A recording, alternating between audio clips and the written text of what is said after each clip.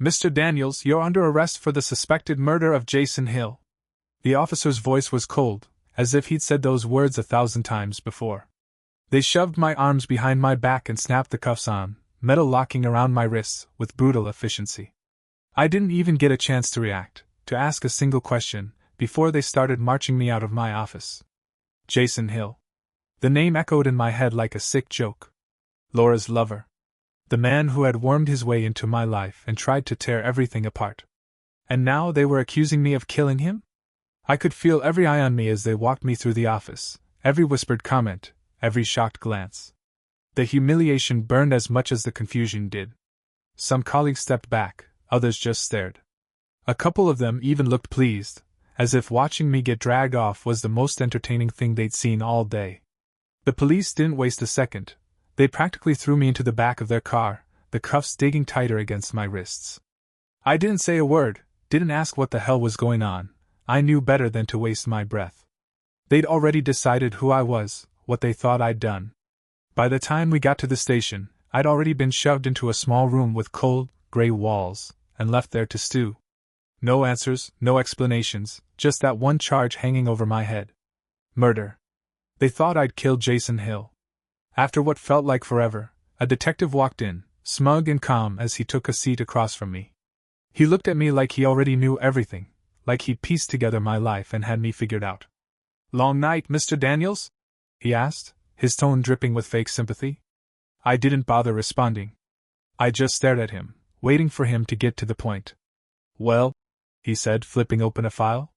"Maybe you can tell me where you were last night. Around, say, 10 p.m.? "I was at home," I replied, keeping my voice steady. "All night." The detective raised an eyebrow, the slightest smirk tugging at his mouth. "With your wife, I assume? Laura Daniels? She seems to have a different version of events." A chill ran through me. Of course, she'd have a different story. Laura, who had been lying to me for months, who had hidden an affair, who'd torn apart our marriage with her betrayal. She was probably ready to paint me as the crazed husband who'd finally snapped, the one who'd taken care of Jason once and for all. "Laura's been very helpful with our investigation," the detective continued, a gleam of satisfaction in his eye. "Said you couldn't handle her relationship with Jason. Said you've got a bit of a temper when it comes to her other interests." "She's lying," I replied, the words coming out harsher than I intended. "I didn't touch him. I didn't even see him." The detective laughed, leaning back in his chair, clearly amused. "Look, we're not here to debate her honesty, Mr. Daniels. But from where I'm sitting, it seems like you had every reason to want Jason Hill dead. He stole your wife. Humiliated you.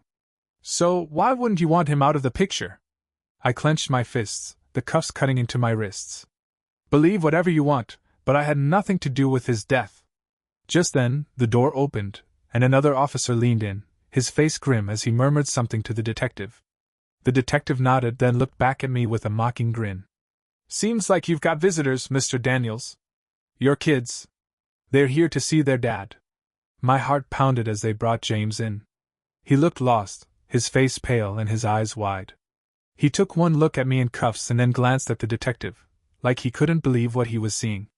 "Dad," he said, his voice wavering. "Mom says she says you killed him. She says you did it because you couldn't handle that he was better than you." I felt a surge of anger so fierce it nearly took my breath away. Laura had twisted my own son against me, feeding him her lies, painting me as a monster. I looked James in the eyes, trying to reach through the wall of betrayal that Laura had built between us. "James, listen to me," I said quietly. "I didn't do it. I'm still your dad. Don't let her lies change that." But his expression stayed uncertain, doubt flickering in his eyes. Laura had gotten to him, poisoned him against me. I thought the betrayal couldn't hurt any more than it already did, but this, seeing my own son question who I was, felt like a new level of agony. They pulled him away, leaving me alone with the detective's mocking grin and the weight of everything Laura had done. This wasn't over, not by a long shot. The door shut behind James, leaving me alone with the detective's smirk.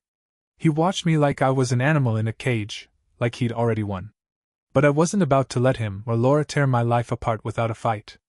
"So," he said, flipping through his file as if he hadn't just destroyed any scrap of dignity I had left. Care to explain why your own wife would tell us you'd lost control? Why she'd say you were obsessed with making Jason disappear? Quite the story she's spun here. I kept my jaw tight, staring back at him. Because she's lying. She's been lying to me for months. She lied to me about him, and now she's lying to you. The detective chuckled, barely glancing up. Come on, Daniels. Let's be honest, you're a guy whose life was turned upside down. Your wife's been sneaking around with another man, the guy taunted you, and you snapped. It happens. You're wrong, I said, my voice barely above a whisper, but every word laced with conviction. I wanted Jason out of my life, sure. But I didn't kill him. I'd barely even touched the guy, let alone plotted his murder. The detective closed the file with a snap and leaned forward, his expression darkening. You had motive, Daniels. You had every reason to want Jason gone. If you think you're walking out of here because you've got some sob story about a cheating wife, think again. Just as I was about to respond, the door opened, and Laura walked in. I froze, my blood running cold as she stepped into the room with a feigned look of shock on her face, the perfect picture of a distressed wife. She had this pitying look, as if I were some tragic figure, and it made me sick to my stomach. Mark, she said softly, like she actually cared, as if she hadn't spent months laughing at me behind my back. I came as soon as I heard. Her voice was laced with false concern, her eyes darting from me to the detective as though she were there out of some noble sense of duty. But I knew her better than that. She was there to sell her story, to make sure the blame landed squarely on me. What do you want, Laura? I spat, my patience wearing thin. The betrayal, the lies, she'd already done enough damage. I didn't need her fake concern. The detective watched the exchange, clearly fascinated. Mr. Daniels, your wife has provided us with some very useful information, he said, a thin smile playing at his lips. She seems very concerned about your state of mind. I looked back at Laura, who was standing with her arms crossed, a twisted expression of pity and smugness plastered across her face. She had the nerve to act like she was the one suffering, like I was some kind of threat. And in that moment, everything clicked. She wanted me out of her life, and this was her way of making it happen. Mark, she said, her voice low and almost apologetic, but the edge of satisfaction in her tone was unmistakable. Maybe it's time you admit the truth. For our family's sake.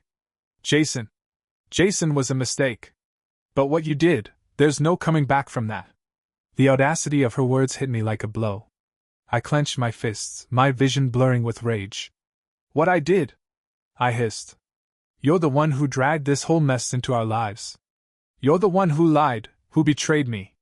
And now you're standing there, pretending like this is my fault? The detective leaned back, clearly enjoying the show, but I ignored him, focusing on Laura, who maintained that smug, infuriatingly calm expression. You know I didn't touch him, Laura, I said, forcing my voice to stay steady. But you're more than happy to let them think I did, aren't you? This is what you wanted all along. Get rid of me, make me the villain, and walk away with a clean slate. She sighed, putting on a dramatic show of disappointment. Mark, if only you could see how you sound right now. You're unraveling. I think the truth is obvious to everyone here. I felt my hands shake, every ounce of betrayal, every lie she told crashing down on me.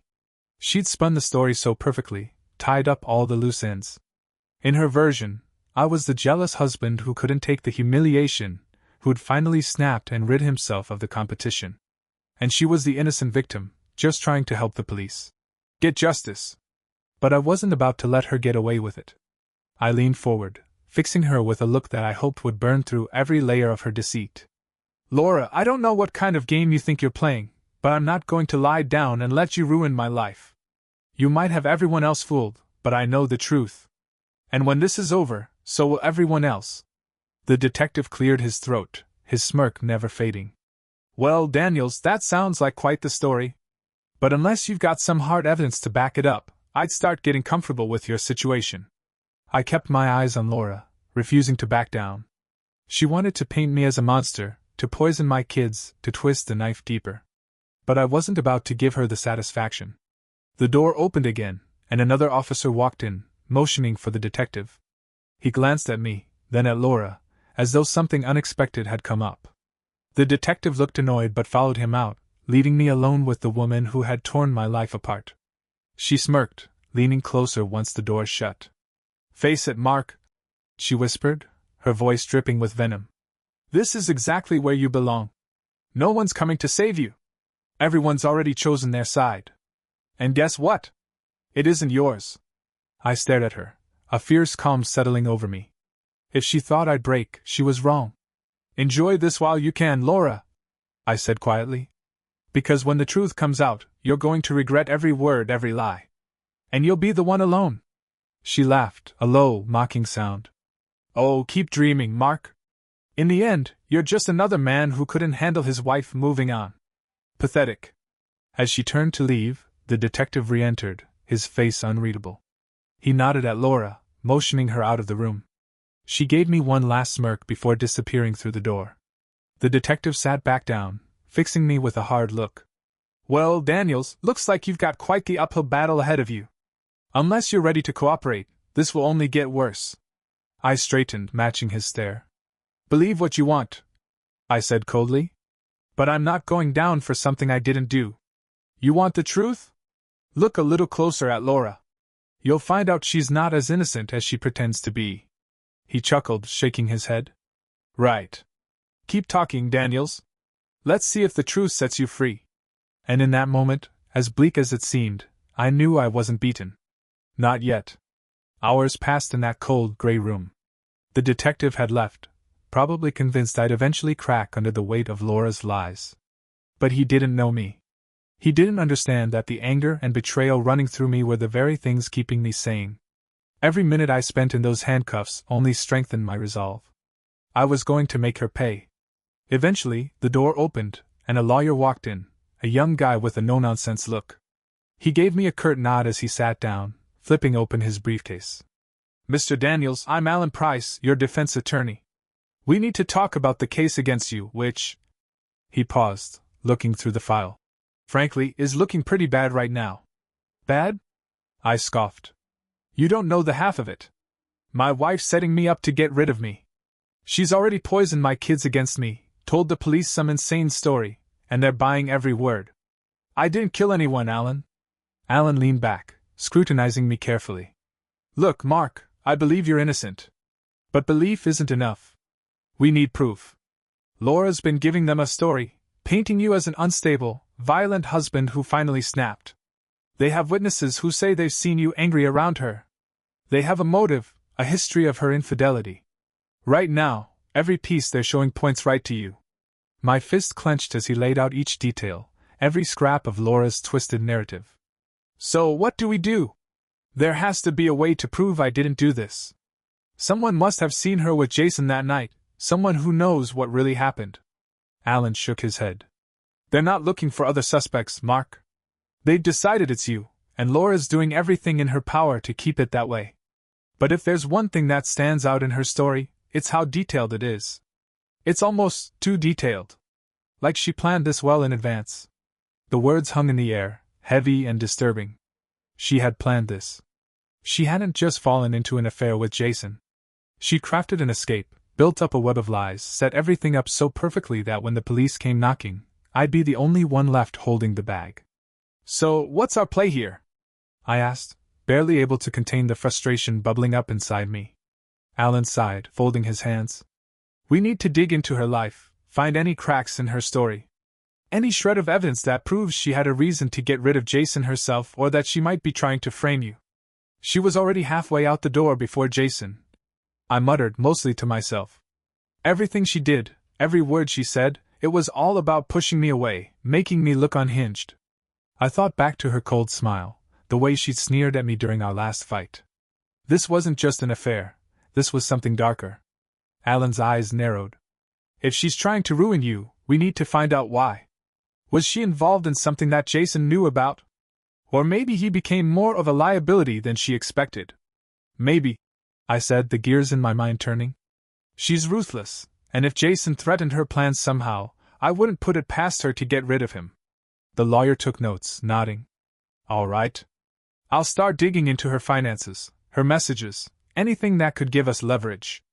In the meantime, they'll likely keep you here. But if you have any contacts, Anyone who might know something about Laura's life outside of your marriage, now's the time to call them. I sat back, my mind racing. There was one person who might have some answers, my friend Tom, who'd known Laura for years. I'd noticed him growing distant over the last few months, probably worried about the mess unraveling in my life, but he'd always been observant, able to pick up on things I might have missed. Call Tom. He might know something, even if he doesn't realize it. Alan jotted down the name, nodding before he stood. I'll get on it. Just hang tight, Mark. And don't say anything to anyone. They're looking for any slip-up, anything they can twist against you. As Alan left, I was plunged back into silence. Hours passed, each one dragging slower than the last. I tried to focus on anything other than the grim situation surrounding me, but Laura's face kept surfacing in my mind, her smug expression, the cold disdain in her voice as she'd stood there, pretending to be the concerned wife. She was winning, and she knew it. But then, the door opened again, and Tom walked in. His face was a mixture of worry and shock as he took a seat across from me, looking around the interrogation room before meeting my gaze. Mark, I didn't believe it when they told me, he said, voice low and careful. I knew things were rough with Laura, but murder? They're saying you killed that guy. I took a deep breath, steadying myself. Tom, you've known me forever. Do you really think I'd kill anyone, let alone someone like Jason Hill? He shook his head slowly. No, of course not. But man, Laura's got everyone convinced. She's told people you've been losing it, that you threatened her. I thought it was just a nasty breakup until the cops started calling. I clenched my fists, the anger simmering again. She's been setting this up, Tom. She's painted me as the bad guy in every way she could. But listen to me, I didn't touch him. I need you to remember everything you might have noticed about her lately. Anything odd, anything that didn't add up. Tom hesitated, his face growing serious as he thought. Well, now that you mention it, there were a few things. She was, let's just say, very open about her new lifestyle. She didn't even bother hiding her thing with Jason. Some people started talking. And then, maybe a month ago, she started mentioning how hard things were for her at home. Like she was, I don't know, building a story, planting seeds, you know? I nodded, everything falling into place. She was preparing everyone, making them think I was the problem. Anything else? Tom rubbed the back of his neck, looking uncomfortable. Yeah. She was at a party a few weeks back, and I heard her talking to someone about a big change she was planning. She was laughing, saying she'd be free soon. I thought she meant the divorce, but maybe there was more to it. That was it. She'd planned her escape down to the last detail, even down to getting me out of her life permanently. I leaned forward, my voice low. Tom, you need to tell my lawyer everything. Every word, every detail. We're going to expose her lies piece by piece. He nodded, his expression grim. I've got your back, Mark. I'll make sure Alan knows everything. I'll testify if I have to. As Tom left, a flicker of hope sparked in me. Laura thought she'd won, that her lies were untouchable. But she'd underestimated me, and she'd underestimated everyone who knew what kind of person she truly was. This wasn't over. And when I got out of here, Laura was going to face the consequences of every lie, every betrayal. The door shut behind Tom, leaving me alone in the interrogation room. But for the first time since this nightmare began, I felt a spark of hope. Laura's web of lies was unraveling, one thread at a time. If Tom's testimony could expose her manipulations, maybe, just maybe, I'd have a chance to clear my name. Hours passed, each second feeling like a lifetime. Finally, the door swung open again, and Alan entered with a guarded look on his face. We may have something, Mark, he said, sitting down across from me, his eyes sharper, more focused than before. Tom's statement is solid. He confirmed that Laura was practically bragging about her big change, her new life. He even mentioned hearing her say she'd be free soon, like she already knew she'd have you out of the way. I leaned forward, desperate for any good news. Is it enough to get me out of here? Alan sighed, shaking his head. Not yet. It's helpful, but it's not concrete evidence. Right now, it's still your word against hers, with Tom's testimony supporting you. But there's more. He paused, glancing down at his notes before looking back up. We pulled Laura's phone records. It turns out she made multiple calls to Jason on the night of his death, around the time you were supposedly losing control at home. She claimed she hadn't seen or contacted him for days before his death, yet her phone log tells a different story. A rush of satisfaction coursed through me. Her story was starting to crumble. And there's something else, Alan continued, a grim look in his eyes. One of the officers found a deleted text on her phone. We managed to recover it. It's from Jason, sent that same night. He texted her, "I'm done with this. I can't keep covering for you. It's getting dangerous." The words hit me like a revelation. Jason had grown tired of her games. Maybe he'd finally seen through her or realized that he was nothing but a pawn in her twisted plans. Whatever had happened, he'd been ready to cut ties with her. And Laura would never have allowed that. So Jason was turning against her, I said, piecing together the clues. Maybe he threatened to expose her, to ruin whatever schemes she had going. She needed him gone to keep her life, and her lies, intact. Alan nodded, a hint of respect in his gaze. That's exactly what I think happened.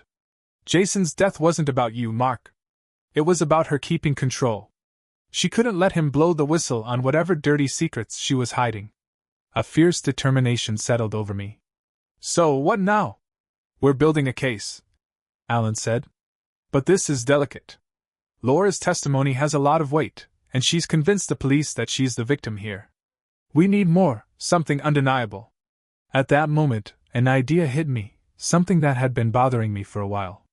Check her financial records. Laura never cared about money while we were together, but lately, she'd been talking about investment opportunities. She even mentioned getting a new place. If she'd been planning this for as long as it seems, maybe she started stashing money away. Alan raised an eyebrow, a smile tugging at the corner of his mouth. That's a solid angle. If she was preparing to cut you out of her life, she'd need funds. Let me see what I can find. He stood to leave, his gaze steady. Hang in there, Mark. We're getting closer. As he left, I felt a surge of hope. I was still trapped in this room, still cuffed to this table, but now I had a sliver of a chance. Laura had played her cards well, but she'd underestimated just how far I'd go to bring the truth to light. Days passed in a blur. The police continued their relentless questioning, but I stayed silent, biding my time. I knew Alan was working tirelessly on my behalf, piecing together every scrap of evidence, every detail that could shatter Laura's lies. Then, one evening, he returned with a triumphant look in his eyes. We got her, he said, his voice barely containing his excitement. Laura's bank records showed a series of large withdrawals starting 3 months ago. Money she'd moved into an offshore account under a different name, one we traced back to her. She was siphoning funds, Mark. She was preparing to disappear. The pieces clicked into place. Laura hadn't just wanted me gone. She'd been building a life for herself that excluded me completely. Jason had probably been part of her plan until he decided he wanted out, and she'd taken care of him the same way she tried to frame me. And there's more, Alan said, handing me a sheet of paper. We dug up security footage from a gas station near Jason's place. It's grainy, but clear enough. You can see Laura's car there the night he died. She lied about not seeing him. I scanned the paper, a thrill of vindication sparking inside me. Laura had overplayed her hand. Her perfect story was falling apart, and with each new piece of evidence, her carefully crafted image was shattering. So, when do we make this official? I asked, my voice thick with anticipation. Tomorrow, Alan said. We're presenting all of this to the judge. With any luck, the charges will be dropped, and they'll start looking at her as a suspect. But Mark, this could be dangerous. Laura's already gone this far. She might have more up her sleeve. I nodded, understanding the unspoken warning. Laura was ruthless, willing to do whatever it took to protect herself. But that didn't matter anymore. The truth was out, and I was ready to face her one last time. The next day, Alan and I arrived at the courthouse. My heart raced as we walked through the halls, each step bringing me closer to freedom, and to justice. Alan presented our evidence, piece by piece, laying out Laura's lies, her manipulation, her planning. The judge listened, nodding as Alan exposed every detail, every piece of Laura's betrayal. When it was over, the judge looked at me, then at the prosecutor. Given the evidence presented, I'm dismissing all charges against Mr. Daniels, he said firmly. And I suggest a formal investigation into Mrs. Laura Daniels. Relief flooded over me, nearly overwhelming me. I was free. The truth was out. Laura's lies had failed, her plan had collapsed. And now, she would finally face the consequences of her actions. As I walked out of the courthouse, I saw her standing there, her face pale, her confident smirk nowhere to be found. She looked at me, her eyes wide with fury and fear. I walked up to her, meeting her gaze. "This is what happens, Laura," I said quietly, the weight of every betrayal laced in my words. "You wanted to destroy me. Now you'll be the one left with nothing." She opened her mouth to respond, but no words came out. The police officers moved in, ready to take her for questioning. For once, she had no control, no way out. As they led her away, I turned and walked out of that courthouse, ready to rebuild my life. She had underestimated me, underestimated my strength and resolve. And now, she'd face every consequence of her actions, alone. The day Laura was officially taken into custody, a strange calm settled over me. After weeks of betrayal, lies, and accusations, the tables had finally turned. It was her name on the docket, her face behind the bars. But the satisfaction didn't bring the peace I'd expected. It felt more like a beginning than an end. I was free from the accusations, but my life was in ruins. My kids had barely spoken to me since this all started. Laura had twisted their minds, poisoned them with her lies, and now I had to face the wreckage she'd left behind. Alan had advised me to take some time to regroup, but I couldn't. I needed to rebuild, to find a way back into my children's lives. They were innocent in all of this. They didn't deserve to be torn between two parents, each accusing the other. I wanted them to know the truth, to see for themselves who Laura truly was. Days passed, and I fought to piece together the fragments of my old life. I scheduled time to meet with my son, James, hoping he'd finally hear me out. When he agreed, I felt a glimmer of hope, a small opening to rebuild what Laura had nearly destroyed. We met at a small cafe, the atmosphere quiet and tense. James looked older, his face hardened from everything he'd been through. He sat across from me, his expression guarded, uncertain. He was no longer the boy I'd raised. Laura's betrayal had forced him to grow up too fast. "Dad," he began, his voice hesitant. I don't know what to believe anymore." I looked him in the eye, my voice steady. "James, I understand. Your mother, she lied to everyone, not just to you. She wanted me out of the picture, and she knew exactly how to do it. But everything she told you, it was all to protect herself, to make sure I was the one who looked guilty." He shifted uncomfortably, glancing down at his coffee cup. She said you were dangerous. That you couldn't handle her moving on. I didn't want to believe it, but everything was so confusing." I reached out, placing a hand on his arm. "I'm not perfect, James. I was hurt by her betrayal, angry at how she lied to us both. But I would never hurt anyone, especially not your mom. She twisted the truth, used people to protect herself. And now, she's finally paying for it." James looked up, his eyes searching mine, and I could see the conflict in his expression. He wanted to trust me, to believe that everything he'd been told was a lie. But Laura's words still clung to him, creating a barrier I could only hope to break down slowly. Did you ever really love her?" he asked, his voice barely above a whisper. The question took me off guard, but I nodded, the memories flooding back. "Yes, James. I loved her deeply.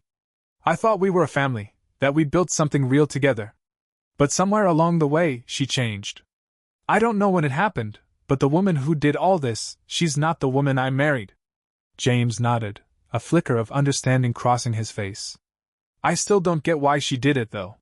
Why she would go that far just to ruin you. Because, to her, it was easier to destroy me than to face the consequences of her own actions. She wanted to be free of me, but she wanted everything to be on her terms. When Jason threatened to expose her, she realized she needed someone to take the fall. And she chose me." James fell silent, the weight of it all sinking in. I watched him, my heart aching for him. He'd been caught in the middle of something he didn't understand, manipulated by someone he trusted. It would take time, but I knew that, eventually, he'd see Laura for who she truly was. A week later, Laura's trial began. The media had gotten hold of the story, and her name was plastered across every headline. "Wife's web of lies unraveled, attempted to frame husband for murder," was the headline on nearly every paper. The story had all the ingredients for a scandal: a woman plotting to ruin her husband, an affair turned deadly, and a husband wrongly accused. The courtroom was packed, every seat filled with spectators hungry for the details. I sat at the back, watching as Laura entered in handcuffs, her face pale but defiant.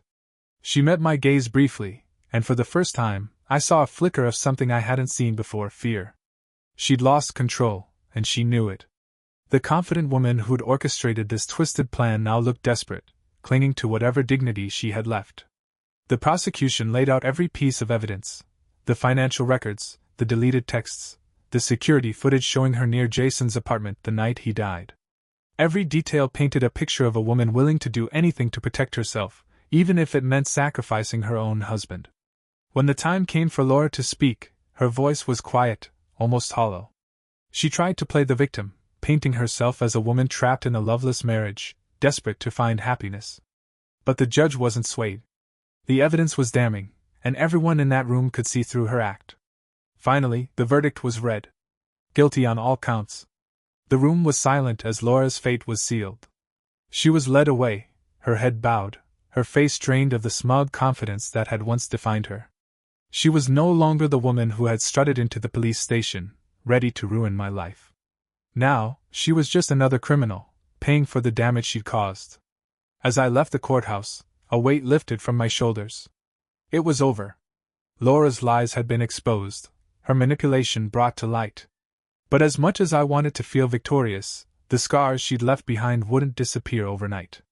In the weeks that followed, I focused on rebuilding my life, one step at a time. I spent more time with James and Emma, rebuilding the trust that Laura had tried to destroy. Slowly, they began to understand the truth, to see their mother's actions for what they truly were. It wasn't easy, but we were healing, together. One evening, as James and I were sitting on the porch, he turned to me, his face thoughtful. "Dad," he said quietly, "I'm sorry for doubting you. For believing all those things."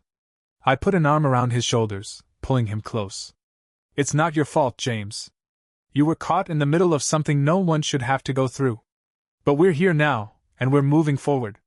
He nodded, his gaze steady. "I'm glad you fought back. That you didn't let her win."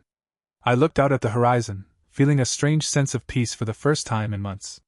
Sometimes, James, standing up for yourself is all you can do. And no matter how dark things get, the truth has a way of coming to light. As we sat there, watching the sun dip below the trees, I felt a sense of closure, a quiet understanding that I'd come out of this nightmare stronger than before. Laura's betrayal had cut deep, but it hadn't broken me. And as I looked at my son beside me, I knew that, despite everything, we'd emerged from the wreckage with something stronger than her lies, something real. Life after the trial was a slow, painful process of rebuilding. Laura's betrayal had left a mess, and the shadow of her lies still lingered in the air, but with each day, it felt a bit lighter. James and Emma were beginning to see things more clearly, but they still struggled with the confusion, the hurt. I was determined to be patient with them. They'd been caught in Laura's trap as much as I had, and I knew it would take time for them to heal. One evening, Emma, my youngest, came up to me in the kitchen. She was quiet, her face serious, as she fiddled with a loose thread on her sweater. "Dad," she said softly, "do you hate Mom?" I paused, my hands stilling on the dish I was washing, her question hanging heavy in the air. I took a deep breath, carefully choosing my words. "No, Emma. I don't hate her," I said, meeting her gaze. "I hate what she did to us, the lies she told. But hating her won't change anything. It won't make things better." She nodded slowly, absorbing my answer. I don't understand why she did it. Why would she hurt us like that?" I knelt down to her level, brushing a strand of hair away from her face. "Sometimes people do terrible things because they're scared, or because they're selfish. Your mom made choices that hurt us, but that doesn't mean it's our fault. And it doesn't mean we can't move on and be happy again." Emma looked away, biting her lip as she processed my words. She was so young, too young to be grappling with things like betrayal and deceit. I hated that Laura had forced these realities onto her. But I also knew that with love and patience, we'd come out of this stronger. Over the next few months, we found a new routine. James started opening up more, asking questions about how things had gone so wrong and why Laura had chosen this path. Each conversation was another step toward healing. Emma, with her sweet, gentle nature, began to smile again, slowly reclaiming the innocence Laura had stolen from her. It wasn't easy, but bit by bit, I could feel us mending. One afternoon, I received an unexpected letter from Laura. It had been 6 months since her sentencing, and I hadn't heard a word from her. I stared at the envelope, my hands hesitating before finally tearing it open. The letter was short, her handwriting neat but mechanical, like she'd written it without emotion. "Mark," it read, "I know I can't undo what I've done, and I'm not asking for forgiveness. But you should know that I never wanted it to come to this. I thought I could control it all, that I could live the life I wanted without consequences. I see now that I was wrong." I felt a surge of anger as I read her words. This wasn't an apology. It was a weak justification, a shallow attempt to excuse her actions without owning up to the damage she'd caused. "Take care of James and Emma," the letter continued. "I know you're better off without me, and maybe one day they'll understand that what I did was for the best. Laura." I crumpled the letter, tossing it into the trash. There was no sense in holding on to her empty words. She was still the same selfish person she'd always been, trying to twist the narrative even after everything was exposed. She didn't want forgiveness, she wanted to rewrite her own story, to lessen the blame without taking any real responsibility. But I was done with her games. The only thing that mattered now was building a life for my children, a life where they'd feel safe, loved, and unburdened by her manipulations. A year passed, and with time, the scars Laura left began to fade. The kids adjusted to our new normal, and together, we rebuilt a life without the lies and shadows that had once hung over us. I had kept the promise I had made to myself in that police station. I would not let Laura's betrayal define our lives. One evening, James surprised me by bringing up something I thought we'd left behind. "Dad, I think I finally get it," he said, his voice steady, more mature than his 14 years. "Mom, she wasn't the person we thought she was. I kept trying to understand why she did all those things, but maybe it doesn't matter anymore. Maybe it's enough just to move on." I smiled, pride swelling in my chest. "You're right, James. Sometimes the best thing we can do is let go. It's the only way to make room for something better." He nodded, and I could see the weight lifting from his shoulders. He was ready to let go, ready to leave the past behind and move forward. And in that moment, I realized I was too. A few weeks later, I took Emma and James to a beach we'd loved as a family years ago, before Laura's lies had stained our memories. We laughed, threw a frisbee, and played in the waves, letting the cool ocean breeze wash away the last traces of bitterness. Watching them smile and hearing their laughter, I felt a sense of peace I hadn't known in years. Laura had tried to destroy me, tried to strip away everything I cared about. But standing there with my kids, I realized she had failed. The strength of our family wasn't something she could take away. We had built something real, something that had survived even her worst betrayal. As the sun dipped below the horizon, painting the sky in shades of orange and pink, I felt a sense of closure. We had come through the storm and found ourselves on the other side, whole and unbroken. "Dad," Emma said, running up to me with sand-covered feet, her eyes bright with excitement. "Are we gonna come back here next year too?" I smiled, pulling her into a hug. "You bet we are." And as I held her, with James grinning beside me, I knew that this was the life we deserved, the life we'd fought for. Laura was a part of our past, but that's where she'd stay. The future was ours, and it was bright. This was the beginning of something new, a life where my children and I could heal, free from the weight of lies. We would move forward, stronger than ever. And as I walked down the beach with them, I knew that no betrayal could ever take away the love we shared.